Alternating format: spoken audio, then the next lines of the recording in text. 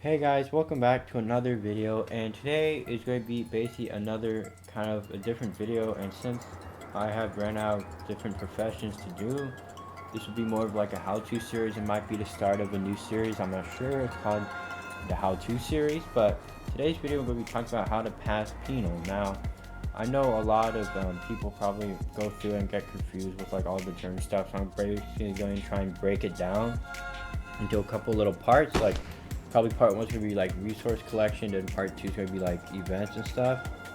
But yeah, let me do a quick intro of what Penal is about. Alright, so basically in Penal what you do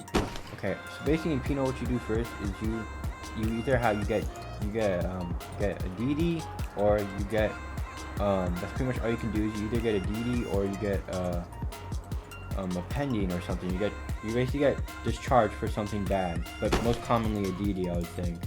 So basically what you want to do for a DD is, the DD is probably what a lot of people do, is you would go to the appeal section and then put it in here, and then you do this. However, I don't recommend doing this because a lot of people oftentimes what they do is they don't get looked at, like they get ignored by the judge advocate, Orpios. They get ignored by him a lot, so I don't recommend you go through these a lot unless you have a good chance, you think. Then probably just go to penal. And basically how you want to get through penal is you just want to go maybe to some MFPs here, probably near the bottom since they're like very low here, like a sergeant, color sergeant, or this guy. Basically people who are like taking cases, you DM them, they'll take you through the procedures. And then once you have that, what you want to do next is you would then have penal sentences. So if you get appealed, then you only have 2 weeks, stand service 4 weeks, and extend service, which means if you go through penal but then you mess it up, then you have more time to do and all this stuff to do. And yeah, next we'll go over the Trello card. So basically what I'm going over today is how to complete your resource quotas. And probably what you want to do first for a resource is you want to do your ingots. I recommend first because they take quite a while, even though it's like 600 doesn't seem that much. Every 3 hours takes 1 ingot, so I recommend you probably just hit these up first and then move on to your pine logs, and then alongside that also do your events, and I'll go over that in the next video. But yeah, next let's get in the game and I'll show you guys what to do for mining iron. Alright, so I'm in game now and I'm going to show you guys where to go. So basically as a penal you can't go like 200 studs from fort or anything, so basically what you want to do is you want to get a pickaxe here. So let's pull a pickaxe right here. You just want to come over here and basically go all the way over here.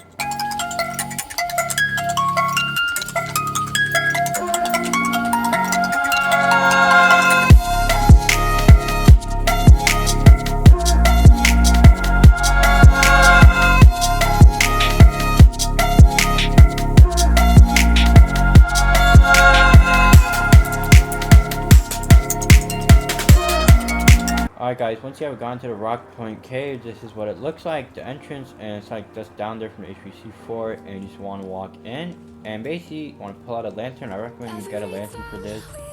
And basically what you want to do is you want to clear out your inventory as much as you can. Obviously I'm non-penal, so I don't have a clear inventory, but try and clear it out as much as you can. You're probably going to have an empty inventory unless you transfer some stuff from your colonist or your native. And you just want to come down here, I believe it's left, and go right, I believe. Is it that? Should be. Yeah, okay, it is. And you want to come to this little jet, so come down here, and basically what you want to do is you just want to mine full capacity. Now usually this takes about 15 to 30 minutes depending on how fast you are, and when you're encumbered it actually works out the respawn times pretty well. So hit this one first about on this little cliffside wall, right about here, and then after that next you want to go over here. So you run over here and you want to just go over here and basically just do this right here, mine this. And once you're encumbered, right now the respawn times at first are going to be a lot messed up. Once you like get encumbered stuff, it actually works out pretty well. And you want to walk over here, across the floor. Don't worry about the rocks too, they automatically drop down there. And we find it. I believe I mined it already, did I? Let me check. Oh yeah, okay. So basically you want to do, I missed one ore. You want to come here, and you want to hit this one. That one's the wall one you want to get. and walk up here, and there's one like right up here, this one, and then you want to go to that next one. I just accidentally mined. I missed this one.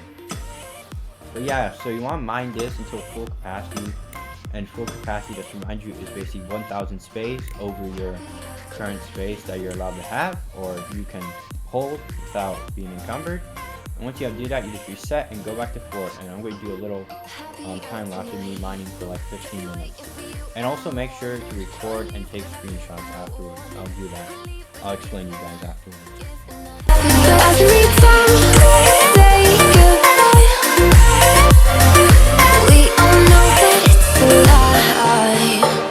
I just wanna be happy.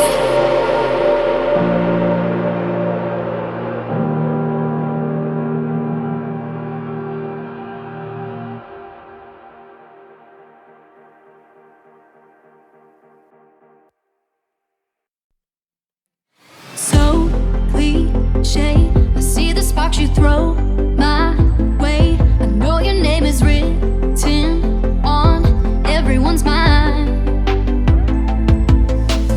Your whole show is captivating me, but don't think that I can see right through that disguise. But when you got close to me, you had me falling so hard, baby, yeah, now I get it, you got heads turning. Alright guys, so basically I'm not going to mine the full capacity because I have to, cause I don't feel like doing it, honestly. I just want to make some great pikes, but you should want to mine to it. And if you mine to full capacity, I believe that gets you about, let's say like 30 to 40 iron, I believe. Around that, I forgot, yeah, I think it might be more, a little bit more. But that's what you about get, and you just want to basically reset and go back to the HPC HPC fort and smelt all your stuff. And then before you do that, however, I recommend you actually take a screenshot of your ores and stuff. And also during your mining kind of session, I recommend you either use Xbox Game Bar if you have Windows operating system. That way it's a little bit easier to record. Or if you want, I know a lot of people use OBS Studio. Honestly, what up to you? I used Xbox Game Bar, but it's completely up to you.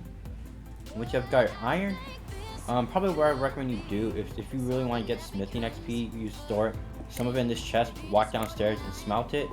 But usually what I did, because I wanted to get as much iron as I could, you just want to take a picture of it and then divide it by 3 if you can, and then send it to your MFP supervisor, and I'll really show you guys how to do that now.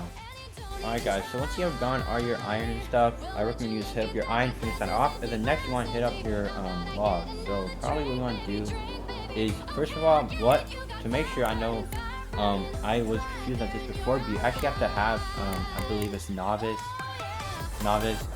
building to build sleds. And just check, yeah, sled chest.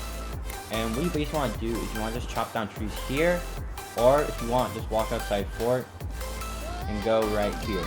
I recommend you go for like the big trees, like that one, it was a good one, that one, this one, and a couple down at the coast right there, and then this one.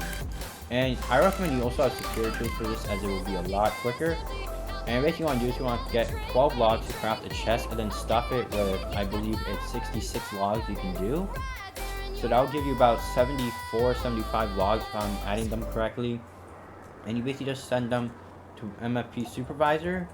And also, by the way, if you did see on the Trello, so you basically need 600 iron ingots, and I believe it's 1000 pine logs for a normal sentence. And if you want, you can just go back and pause the video and look at the different sentences and how much logs you need.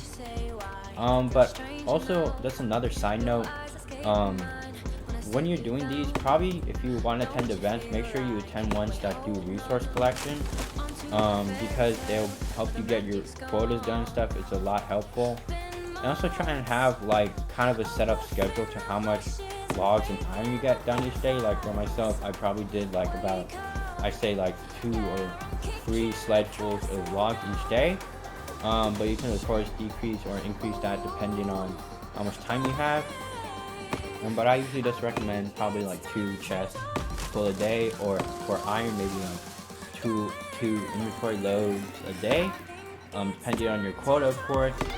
But yeah, it's pretty much the resource collection of it. And once you get all the logs, same thing. Make sure to include the 12 logs, of course, that you get from crafting your sled. I know it's not, probably seems not like much, but it actually really helps out. And then once you do that, you basically want to do the same process with the iron. You want to screenshot it, and then screenshot it in the chest, and basically take pictures of it, and then send it to your MFP supervisor. And once you've gotten that done, you can move on to the event, but I probably have to edit out this video. So I'm going to cut it here today. I'll make a part 2 later on how to do events and stuff.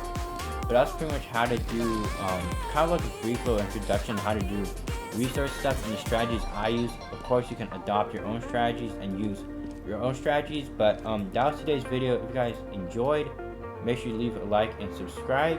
And I'll be releasing a part 2 soon, either this week or next week. So stay tuned for that. And have a great day, guys.